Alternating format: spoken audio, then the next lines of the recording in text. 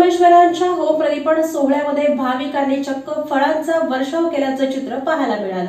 ग्रामदैवत श्री सिद्धेश्वर यात्रा अंतिम टप्प्यात पोहोचली असून तिसऱ्या दिवशी रात्री नंदी ध्वजांचा मिरवणूक सोहळा होम मैदानावर दाखल झाल्यानंतर तेथील होमकुंडांमध्ये असंख्य भाविकांच्या साक्षीनं पूर्वापार परंपरेनं अग्निप्रदीपन सोहळा संपन्न झालेला आहे।